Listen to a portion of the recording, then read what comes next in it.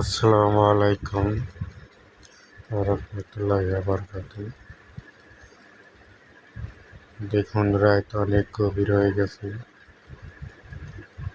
আমার কিন্তু ঘুম আসছে না, অনেক টেনশন।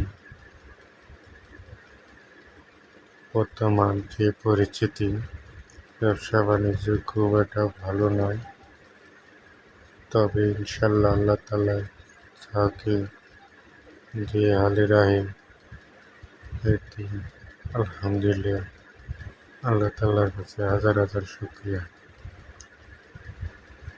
তবে আপনারা আমার জন্য দোয়া করবেন, আমি যেন ভালোভাবে